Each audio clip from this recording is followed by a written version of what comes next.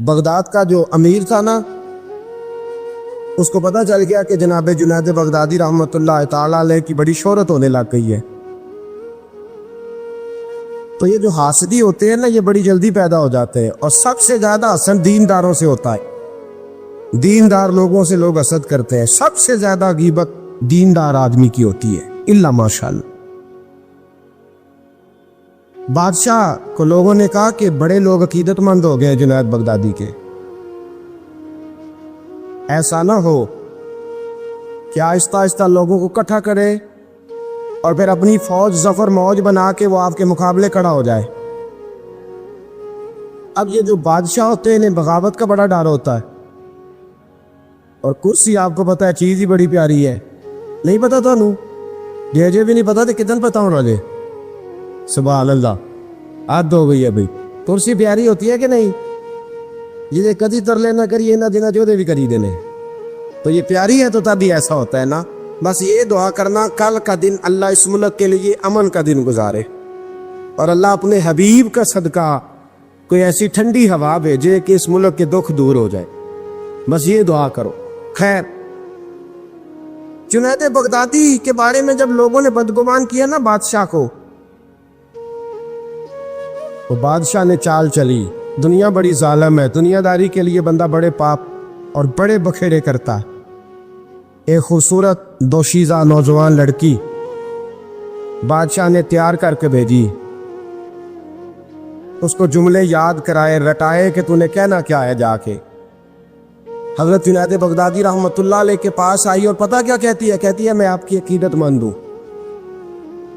کنیز بن کے آئی ہوں، دین سیکھنے آئی ہوں، اللہ اللہ سیکھنے آئی ہوں. آپ اس طرح کریں، مجھے غلامی میں قبول کر لیں.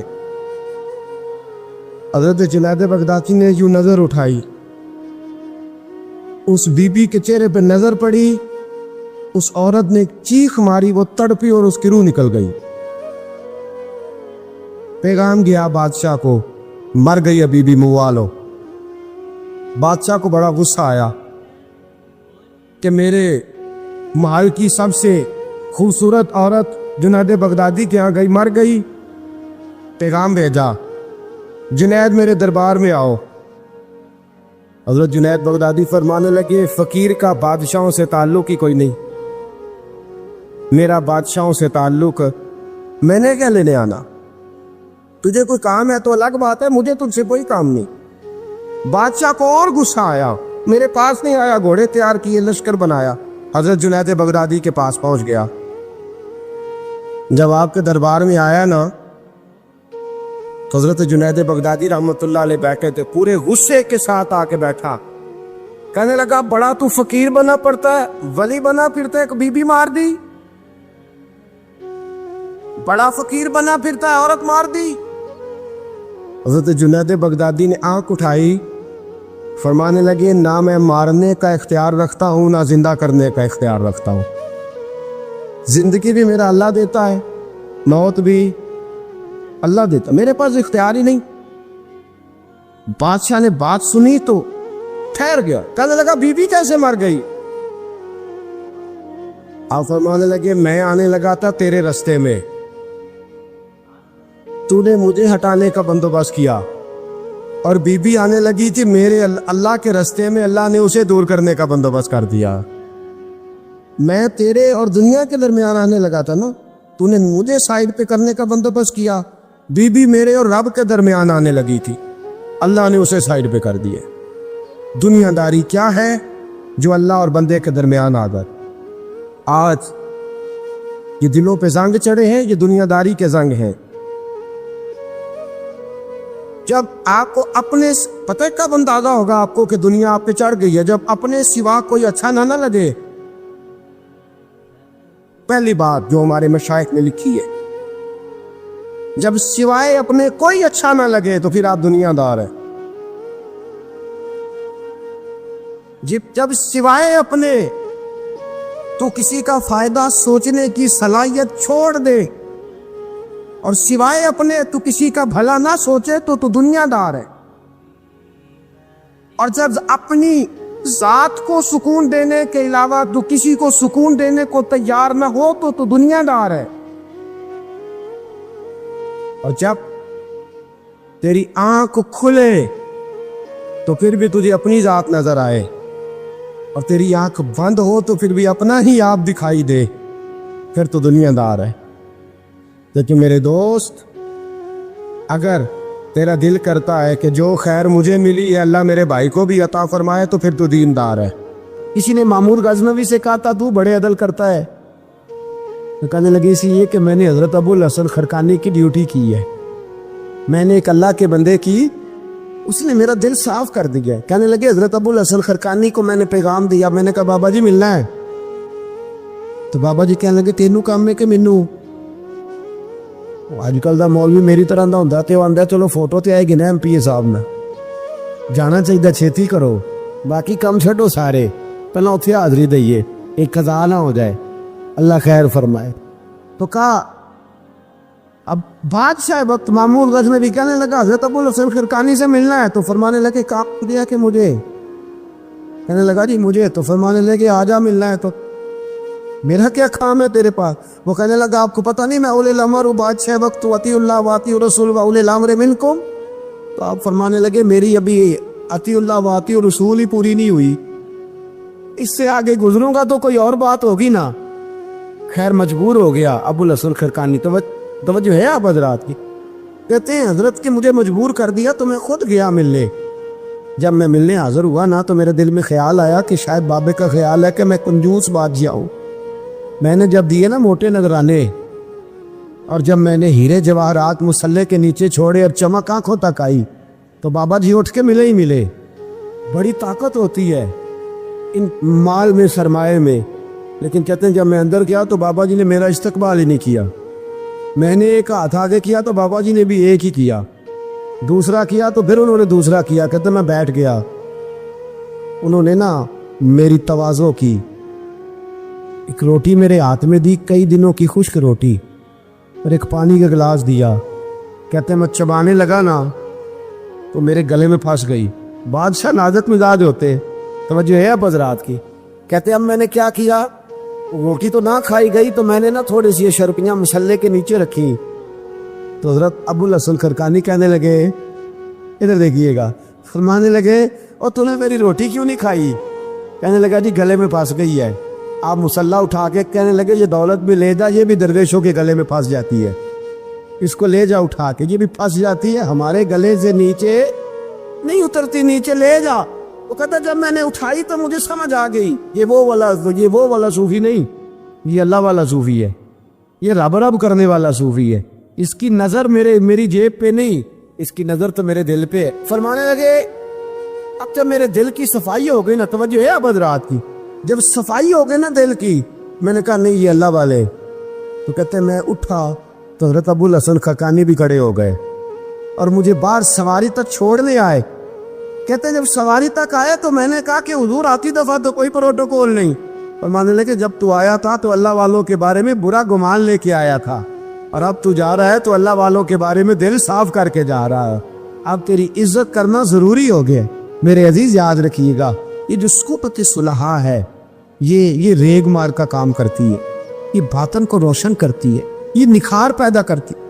لیکن جائے اللہ کے بندوں کے پاس، دیکھیں نا میں نے پہلے بھی کہا تھا، ایک دفعہ پھر بات دہراتا ہوں، میں نے اپنے حضرت سے ایک دفعہ کہا کچھ مریدوں کو پروٹوکول ملتا ہے اور کچھ بیچارے ایسے ہوتے ہیں جن کو جھڑکیاں ملتی ہیں، تو آپ فرمانے لگے پروٹوکول ان کو ملتا ہے جن کا ڈر ہو کہ کہیں بھاگ نہ جائیں، ان کو پروٹوکول، اور جن کا پتہ ہونا جتنے مرضی جوتے مارو میرا ہی ہے، اس نے کہیں جانا، ان کو ضرورت نہیں ہوتی پروٹوکول کی۔ ہم تو آستانوں پہ بھی جاتے ہیں کسی جگہ، ہاں ایک بات ضرور میں ضرور کہوں گا، خانقاہ پہ جائیے، اس خانقاہ پہ جہاں اللہ اور اس کے رسول کے دین کا درس دیا جاتا ہے، جہاں سونا مرشد سچا مرشد سے آگے بات نہیں جاتی، اور جہاں سوائے ایک ذات کی شخصیت پرستی کے کوئی اور نعرہ ہی نہیں لگتا، ہم ان خانقاہوں کے قائل ہیں۔ ہماری وہ خانقاہ ہیں جہاں رب رب کا ذکر ہوتا ہے، جہاں اللہ اللہ کے نعرے لگتے ہیں، جہاں رب کریم کو یاد کیا جاتا ہے، یہاں صوفی بیعت اپنی کرتا ہے لیکن وہ توجہ اللہ کریم کی طرف کراتا ہے، وہ سنت اور شریعت کی پابندی کراتا ہے، وہ لوگوں کو دین کا رستہ بتلاتا ہے۔ لوگ جاتے اس کے پاس ہیں لیکن رستہ انہیں مدینے والے محبوب کا بتایا جاتا۔ حضرت جنید بغدادی یہ تو حضور غوث اعظم کے بھی پیر ہے نا، یہ تو حضرت داتا علی اجویری کے بھی پیر ہے۔ حضرت جنید بغدادی کے بارے میں داتا صاحب نے لکھا ہے کشف المحجوب میں، فرماتے میں عالم بن گیا، پڑھ گیا، میرے ماموں بھی تھے، میرے مرشد بھی تھے حضرت سری سختی رحمت اللہ علیہ، تو مجھے اکثر کہتے کہ جنید یار تقریر کیا کر۔ میں کہتا ہوں حضور ابھی میں نیک نہیں، ابھی میں خود ٹھیک نہیں۔ میرے پیر بھائی بھی مجھے کہتے ہیں کہ حضرت کی بھی خواہش ہے تو ہمارا بھی دل کرتا ہے، لگتا ہے کہ آپ کی گفتگو کی برکت سے اللہ بڑے لوگوں کو ہدایت عطا فرمائے گا، آپ وسیلہ بنیں گے، تو بات کیا کریں۔ کہتے میں ٹال دیتا، میرے نصیب دیکھو، ایک دن میں اپنے گھر میں سویا ہوا تھا تو اچانک بغداد کی ساری گلیوں نے مہکنا شروع کر دیا۔ فرماتے اچانک ٹھنڈی خوشبوئیں پھیل گئیں، میرے نصیب دیکھو کہ مجھے مصطفیٰ کریم کا دیدار نصیب ہو گیا۔ خواب میری وچ آیا ماہی تے میں گل وچ پا لیا باواں، تے ڈر دی ماری اکھ بھی نہ کھولاں کتے پھر وچھڑ نہ جاواں۔ کہتے حضور تشریف لائے تو مصطفیٰ نے بڑا ہی نوازا، محبوب نے بڑا ہی نوازا۔ کاش آپ کو لذت آئے اس بات کی، حضور نے اللہ اکبر بڑا ہی نوازا۔ کہتے محبوب جانے لگے تو ہلکا سا جملہ، میٹھی سی بات، ایک جملہ بڑا میٹھا سا، جاتے دفعہ فرمانے لگے جنید تقریر کیا کر یار، تقریر کیا کر۔ داتا صاحب لکھتے ہیں، داتا صاحب فرماتے ہیں کہ حضرت جنید بغدادی کہتے ہیں عرض کی حضور اب تو ضرور کروں گا، اب تو روز کروں گا، کھول کے کروں۔ فرماتے ہیں میں جب اٹھا نا، فجر کی اذان ہوئی، وضو کیا، سنتیں پڑھی تو دل میں چور آ گیا۔ میرے دل میں خیال آیا کہ پیر صاحب نے تو کبھی نہیں بتایا کہ انہیں دیدار ہوا ہے، تو مجھے تو ہوا ہے نا۔ پیر صاحب نے، بہت سارے لوگ پیر صاحب سے خود سیانے ہوتے ہیں نا، ان کو خود نور نظر آتا ہے روز خواب میں، وہ بہت سارے جلوے خود بیان کر لیتے ہیں۔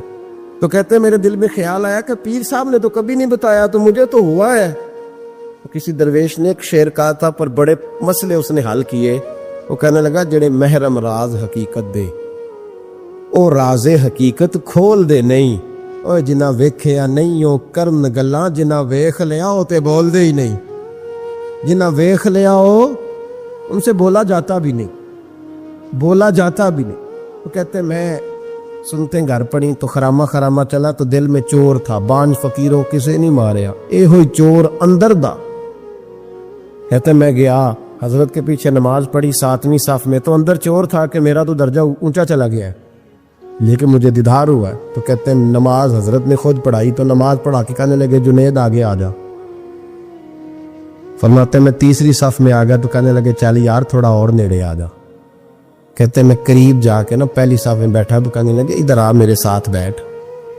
کہتے میں ان کے ساتھ بیٹھ گیا، حضرت کے ساتھ۔ یہ بھی کسی نصیبوں والوں کو نصیب ہے نا۔ کہتے میں ساتھ بیٹھ گیا مرشد کے، تو شیخ تسبیح رول رہے تھے، ادھر دیکھنا میری طرف، تسبیح پھیر رہے ہیں، اور تسبیح پھیرتے پھیرتے نا اچانک آنکھ اٹھائی اور میری طرف دیکھ کے کہنے لگے اب تقریر کرو گے نا، جڑے محرم راز حقیقت دے، اب کرو گے نا تقریر۔ تو میرے اندر تو جور تھا، میں نے کہا جی اب کیا ہوا ہے؟ جور تھا نا کہ مجھے پتا ہے کسی کو پتہ ہی نہیں، اب کیا ہوا ہے؟ تو کہتے ہیں وہ چپ کر گئے۔ چند منٹ کے وقفے کے بعد پھر فرمانے لگے اب کرو گے نا تقریر؟ کہتے ہیں اندر چور بیٹھا تھا، میں نے کہا حضور ہوا کیا ہے بتائیں تو صحیح۔ کہتے ہیں انہوں نے تسبیح چھوڑی، جبہ سمیٹا اور چہرہ میری طرف پھیرا، اور میں نے ان کی آنکھوں میں جو روشنی آج دیکھی پہلے کبھی نہیں دیکھی تھی، لب و لہجے میں جو جلال آج دیکھا وہ کبھی نہیں دیکھا تھا۔ فرماتے حضرت بولے نظر تو وہ ظالم نظر ہے، اٹھے تو بیڑا ہی پار کر دے، گرے تو خانہ خراب کر دے۔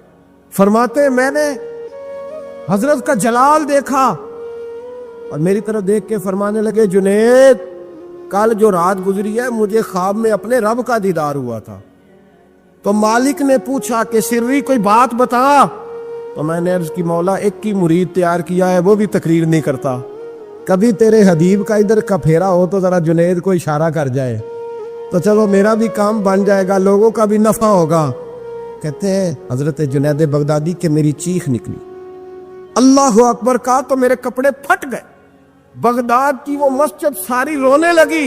کہتے میں قدموں میں گرا اور میں نے کہا محبوبہ مجھے معاف کر دے، مجھے تو آج پتہ چلا ہے کہ میرے اوپر مصطفیٰ بھی کرم فرمائے تو تیری دعاؤں کی برکت سے فرماتے. تقریر اتنا ضروری کام ہے کہ محبوب خود فرماتے ہیں جنید تقریر کیا کر بات یار، لوگوں کو فائدہ ہوگا. جابر بن عبداللہ رضی اللہ تعالی عنہ، بخاری مسلم ہے، کہتے جب خندق کی جنگ ہو رہی تھی نا، غربت بڑی تھی، قحط بڑا تھا، صحابہ پریشان تھے، 2 3 پتھر پیٹ پہ باندھے ہوئے. میں حضور کو دیکھ کے گھر آیا تو زوجہ سے کہا بھلی مانت کچھ ہے کھانے کی؟ کہنے لگی تھوڑے سے جوں ہے. تو میں نے کہا پیسو گی تو کتنی روٹیاں بنے گی؟ کہنے لگی 2 3 4 بن جائیں گی. کہنے لگے سالن. تو زوجہ کہنے لگی اگر وہ بکری کا بچہ ذبح کرو تو 3 4 بندوں کا سالن بھی بن جائے گا. کہتے میں نے اسے ذبح کیا، بیوی سے کہا تو جاؤ پیس. کہتے میں نبی کریم کی بارگاہ میں حاضر ہوا صلی اللہ علیہ وسلم، حضور کی خدمت میں. زوجہ کہنے لگی کان میں کہنا حضور کے سارے نہ آئے، جس طرح لیڈروں کے کھانے اندر ہوتے ہیں علیحدہ، اور جو نعرے لگا رہے ہوتے ہیں نا سویر سے انہیں ڈبہ ملتا ہے، لیکن وہ پھر بھی نعرے لگاتے ہی رہتے ہیں. مجھ پہ الزام لگنے لگا ہے کہ آپ سیاست دانوں کو ہر جمعے میں رگڑا دیتے ہیں. تو میں کہ انہوں نے صحیح کار چھوڑو پھر اسی مڑ جانے ہیں، تنوا کو سیاڑے ہو جائیں. یہ سیاڑے نہیں ہو رہے، ہمیں بات کرنے کی بھی اجازت نہیں. شعر کہہ دیتا ہوں کہ ہم آہ بھی کرتے ہیں تو ہو جاتے ہیں بدنام، وہ قتل بھی کر دے تو چرچا نہیں ہوتا. انہوں نے نہ کدے پوچھا جے سن یا کہہ دے چپ رہو. لیکن بھائی یہ اس ممبر کا تقاضا ہے، میرے امام اعظم کا فتویٰ ہے، جو عالمی حالات سے باخبر نہ ہو وہ جمعے کا خطبہ نہ دے. وہ جو رٹی رٹائی باتیں ہم سے نہیں ہوتی، اس لیے کہ جلال بادشاہی ہو یا جمہوری تماشا ہو، جدا ہو دین سیاست سے تو رہ جاتی ہے چنگیزی. حق بات انشاءاللہ ہو رہی ہے اور ہوتی رہے گی. وہ بات صاف ستھری ہے. اگر کوئی بات ایسی ہوگی تو وہ بات اگر غوث پاک اپنے خطبہ جمعہ کے اندر کہہ سکتے ہیں کہ میں ظالموں کو حکمران نہیں بننے دوں گا، تو ہم تو ان کے نوکر ہیں نا. پھر ہم قادری کیسے ہوئے اگر غوث پاک کے طریقے پہ عمل ہی نہ کریں تو؟ اس لیے مہربانی کرے ہمیں کوئی شخص ایسا مشورہ نہ دے. بلکہ کئی دفعہ ظلم ہوتا ہے، جب کوئی مشورہ دیتا ہے تو اور تیز ہونے دل کرتا ہے. اس لیے مہربانی کریں ایسی کوئی مشاورت نہ کرے. بالکل جو غلط بات کرے گا اس پہ ہم بولیں گے، اور آہستہ آہستہ نہیں، کھل کھلا کے بولیں گے، بالکل بولیں گے. اس لیے کہ اللہ نے زبان دی ہے، وہ کسی وڈیرے کے قدموں میں بیٹھنے کے لیے نہیں دی، وہ رسول اللہ کے ترانے پڑھنے کے لیے دی ہے. ترانے پڑھنے. اگر حضرت بلال رسیوں میں بند ہو کے اور ابو لہب اور عتبہ اتیبہ اور عبداللہ بن جدان اور امیہ بن خلف جیسے لوگوں کے بیچ کھڑے ہو کے کہہ سکتے ہیں نہیں بات جو سچی ہے وہ کی جائے گی، تو ہم ممبر رسول پہ بیٹھ کے نہیں کہہ سکتے؟ اپنے بھی خفا مجھ سے ہیں، بیگانے بھی ناخوش، میں زہر حلال کو کبھی کہہ نہ سکا کن، میں کہتا ہوں وہی بات سمجھتا ہوں جسے حق نے ابلائے مسجد ہوں میں توحید کا فرزند. اس لیے کوئی شخص یہ نہ سمجھے ہاں یہ بات علیحدہ ہے کہ ہمارا سیاسی ایجنڈا کوئی نہیں، ہمارا ایجنڈا رسول اللہ کی نوکری ہے صلی اللہ علیہ. سیاسی ایجنڈا کوئی نہیں. اللہ کے وجہ کی محبت تو سیاست کا چلن چھوڑ دیا. ہم اگر عشق نہ کرتے تو حکومت کرتے، وہ بات علیحدہ ہے. بہرحال عام دام برسر مطلب حضرت جابر بن عبداللہ رضی اللہ تعالیٰ عنہ کہتے زوجہ نے کہا کان میں کھانا. میں نے کان میں جا کے کہا حضور 2 4 بندوں کی روٹی ہے، آ جائے کھانا کھا لے. وہ والا رنگ نہیں تھا نا کہ لیڈروں کا کھانا اور کارکنوں کا کھانا چلو اور گل کر لینے. پیران دی یخنی تے روٹیاں پہ ہو کے کہندے حضرت جی بیمار نے تے مرید لنگر کھانے دے شفا ہے. تے میں کہا تم ہی کھا مار تینوں بھی شفا ہو جائے گی. تو آپ لے لیو تے چوری پکائی اندر. یہ رنگ وہاں نہیں تھا. میرے نبی پاک سید عالم صلی اللہ تعالی علیہ وسلم کے کان میں کہا حضور 4 5 بندوں کی روٹی ہے. حضور باہر نکلے خندق سے، باہر نکل کے فرمایا چلو بھائی سارے، جابر نے کھانا پکایا ہمارا. حضرت جابر کہتا ہے میں نے دوڑ لگائی گھر آ گیا، اور میں نے کہا تجھے تیری مار ہوئے، حضور تو 1000 سے زیادہ بندہ لے کے آ رہے. تو کہتے تو نے کہا نہیں تھا نبی پاک سے 4 5 بندوں کا ہے. حضرت جابر کی زوجہ کا عقیدہ سنو. کہنے لگے میں نے تو کان میں کہا تھا، دوسرے نے سنا بھی نہیں، وہ تو حضور نے کہا سارے چلو. تو کہتے زوجہ مجھے تسلی دینے لگی، کہنے لگی بس پھر جو نبی آ رہے ہیں وہ انتظام بھی کرائیں گے، جو آ رہے ہیں وہ انتظام بھی کرائیں گے. کیا کہا مولانا حسن رضا نے؟ قلم توڑ دیے. کہنے لگے آج جو عیب کسی پر نہیں کھلنے دیتے، آج جو عیب کسی پر نہیں کھلنے دیتے، ارے کب وہ چاہیں گے میری حشر میں رسوائی ہو، دل میں ہو یاد تیری کوچائے تنہائی ہو، پھر تو خلوت میں عجب انجمن آرائی ہو۔ کہتے حضور آئے 1000 سے زیادہ کا لشکر لے کے، اور مجھے فرمانے لگے روٹیاں نہ پکانا، پہلے آٹا میرے پاس لاؤ، اور چولہے سے کھانا نہ اتارنا، مجھے لے جاؤ۔ کہتے میں نے سالن بھی پیش کیا، روٹیاں بھی، حضور نے تھوڑا سا لواب دہن آٹے میں ڈال دیا، لواب دہن، تھوڑا سا لواب دہن ہنڈیا میں ڈال دیا، فرمایا اب نکالتے جاؤ اور کھاتے جاؤ، میرا جھوٹا ہو گیا، اب نکالتے جاؤ۔ حضرت جابر بن عبداللہ کہتے ہیں 1400 بندے نے کھایا، ہمیں نہیں پتا روٹیاں کدھر سے آئی، اتنی برکت ہوئی پتہ نہیں کدھر سے آئی، سالن پتہ نہیں کدھر سے آیا۔ کہتے ہیں سارے سیر ہو کے کھا لیا تو فرمایا چلو بھی جاؤ جا کے کام کرو، مجھے فرمانے لگے اب تو بھی کھا، آ جا بچے بھی بلا۔ کہتے سب نے کھایا، حضور اٹھ کے جانے لگے تو فرمایا ذرا روٹیاں دیکھ، پہلے زیادہ تھی کہ اب زیادہ ہے، ذرا دیکھنا سالن پہلے زیادہ تھا کہ اب زیادہ ہے۔ تو میں نے کہا نہیں حضور پہلے سے زیادہ ہے، میرے محبوب کے تبرک میں اتنی برکت ہے۔ تو حضور کے وجود سے جو چیز لگ جائے تو اسے قیمتی نہیں سمجھتا؟ کہاں بیٹھ کے دین پڑھا ہے؟ یا ہمیں سمجھا لے یا پھر ہم تجھے سمجھائیں، صحیح تینوں سمجھائیے تو صحیح کر کے سمجھائیے، ان لوگوں کو گمراہ کرتے ہو، اتنا غلط نظریہ، اس قدر غلط ہو۔ میں نا غار ثور پہ چڑھنے لگا تو مجھے وہاں ایک نیچے صاحب مل گئے، کہنے لگا تھی کہ لین چلے ہو؟ میں کہ تینوں اسی اتھوں میں نہیں پوچھ کے آیا جدو کرو آئے ہیں، اتھوں میں نہیں تینوں پوچھنا بے لیا، تو غلط فہمی دا شکار ہے۔ کہنے لگا وہ تو حضور تو کام سے گئے تھے، آپ کو کیا کام ہے؟ میں کہ ایسے لئے ٹائم نہیں تیرنا گل کرن دا، اس واسطے کہ سانوں تے غار ثور پہ یاد ہوں دی ہے۔ واپس آ گئے، عام آدمی تھا، خیر وہ کہیں سے آیا ہوا تھا، اردو بولتا تھا، تو میں ایک عمرہ کرنے کے لیے جارانہ سے واپس آیا تو طواف ہم کر رہے تھے، وہ بھی مجھے نظر آ گیا دوڑتا ہوا، میں انہوں باز مار لی، میں کیا حضرت حاضرہ تے پانیاں سے دوڑیا سانتے تو کا تو چھالا ماری پھرنا ہے، او پیائی کولر تے جرا پی رام کر جا کے، کہندے نہیں انہاں دی ادا تے ادا کرنی ہے۔ تو میں کہ اگر تو حضرت حاجرہ دی ادا کرنی تے اسی حضرت ابوبکر صدیق دی ادا کرنی ہے۔ عجیب آدمی ہے بھائی تو، عجیب بات ہے، لوگوں کا فلسفہ اپنا اپنا، اور پھر پکڑے ہم کہ اس بندے کو جو جواب نہ دے سکے۔ ایسا نہ کرو، یہ زیادتی ہے، امت کو اکٹھا کرو، اتفاق۔ یہ مجھ سے سوال کئی جمعے سے ہو رہا تھا، میں اصل میں نا ان موضوعات کو چھیڑتا نہیں، میری طبیعت اور ہے، لیکن کوئی بندہ یہ نہ سمجھے کہ ہمیں جواب نہیں آتا، یہ سوال اٹھا تھا، کوئی یہ نہ سمجھے کہ ہمیں جواب اللہ کے فضل سے، اللہ کے فضل سے۔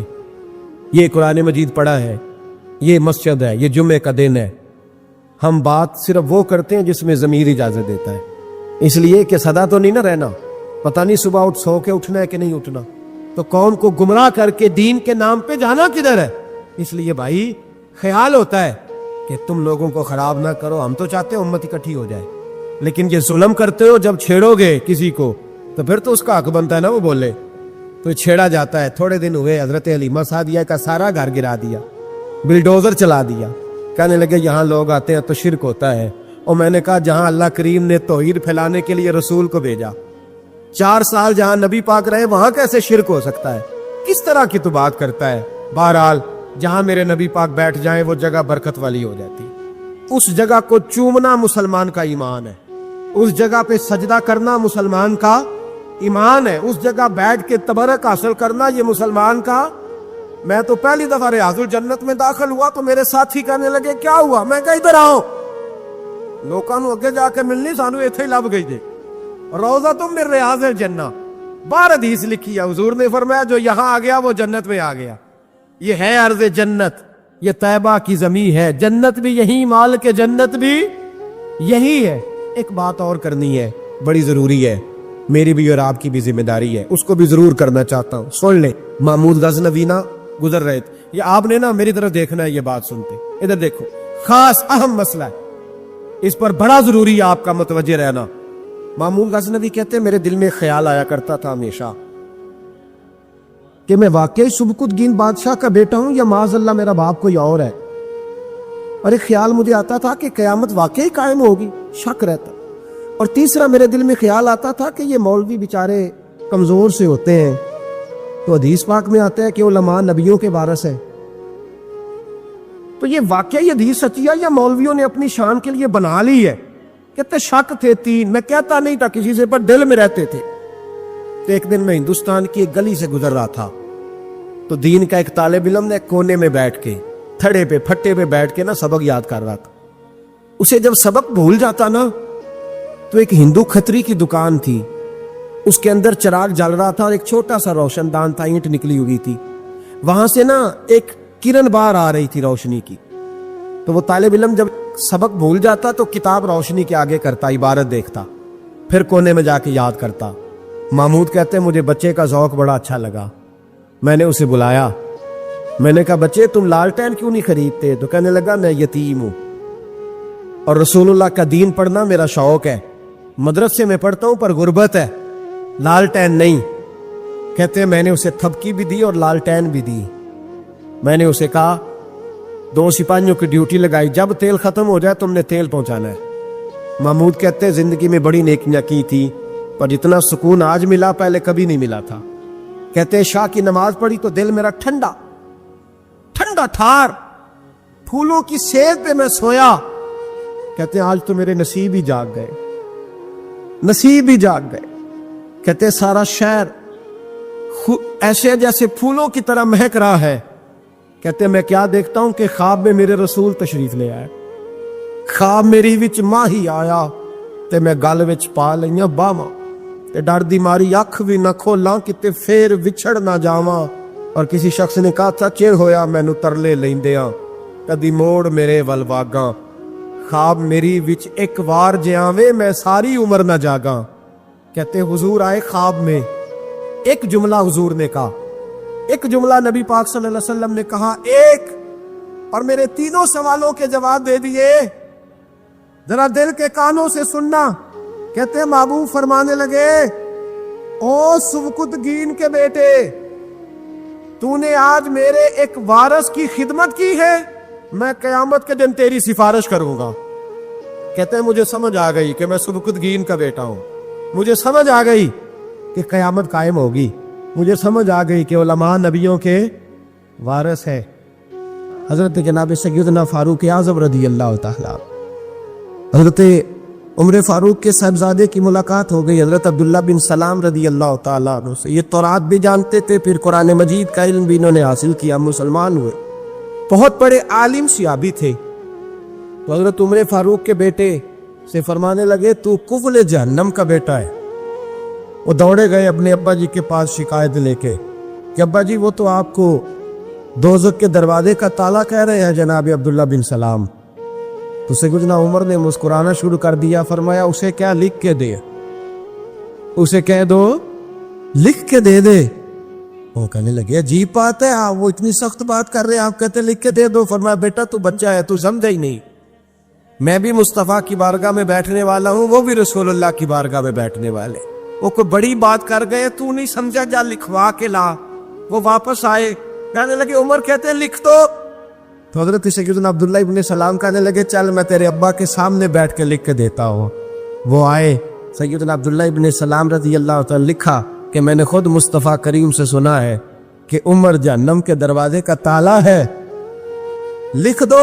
उन्होंने लिख के दिया तो साहबजादे कहने लगे अब्बा जी चाचा जी मुझे भी जरा बता दो इसका माना क्या है। तो हजरत अब्दुल्ला इब्न सलाम कहने लगे बेटे इसका मतलब ये है कि जब तक उमर दुनिया में रहेगा जहन्नम को ताला लगा रहेगा, ये लोगों को गुनाह नहीं करने देगा, ये आड़ बन जाएगा, ये जाने नहीं देगा लोगों को दोज़ख में, दरवाजा बंद रहेगा जब तक। इतना बड़ा शख्स जो गुनाह करने ही ना दे, जिसके बारे में नबी पाक फरमाए कि मेरा उमर जिस गली से गुजरे शैतान रास्ता ही बदल जाता है, वही उमर फारूक रदी अल्लाह ताला, वही उमर फारूक रदी अल्लाह ताला।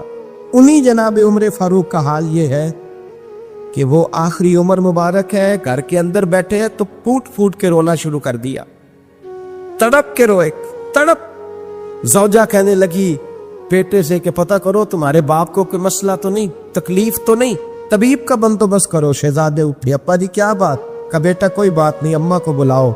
वालदा भी आ गई, जनाब उमर की ज़ौजा बैठ गई, क्या बात है क्यों रो रहे हैं? फरमाने लगे आज मस्जिद से निकला था तो मेरे मुस्तफ़ा के सहाबा मुझे नेक कह रहे थे। तो कहा जनाब ये रोने वाली बात है खुश होने वाली? आप फरमाने लगे नहीं, एक ख्याल ने मुझे सता दिया है, کہ باہر تو میں ٹھیک رہا ہوں، پتہ نہیں تمہارے حق میں بھی اچھا رہا ہوں کہ نہیں۔ زوجہ سے کہنے لگے پتہ نہیں تیرے بھی حقوق ادا ہوئے کہ نہیں، تیری وجہ سے نہ الجھ جاؤں، بیٹے کی وجہ سے نہ الجھ جاؤں۔ بندہ کتنا بڑا ہے، خوف کتنا زیادہ، تو ٹھٹائی کے ساتھ مسجد نہیں جاتا، تو اپنی مرضی سے جاتا ہے، کوئی خیر کا کام تو کرتا ہے تو اپنی موج میں آ کے کرتا ہے، پر تو کہتا ہے اللہ معاف کر دے گا۔ راتی ساری کر کر زاری، او نیند اکھاں تھی توندے تے فجر اوہی گناہگار کا آون سب تو نیمے ہوندے۔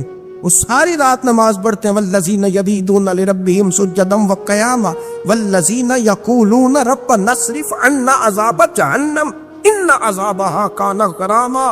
اللہ فرماتے ہیں میرے بندے وہ ہیں سارے رات سجدے اور قیام میں گزار دیتے ہیں، اور سویرے اٹھ کے یہ نہیں کہتے میں تہجد گزار ہوں، میں عبادت گزار ہوں۔ سویرے اٹھتے ہیں تو کہتے ہیں خدایا معاف کر دے، تیرا عذاب بڑا سخت ہے، اے اللہ ہمیں اپنے عذاب سے محفوظ فرما۔ لوگوں نے عجیب دھوکے میں مبتلا کر لیا ہے اپنے آپ۔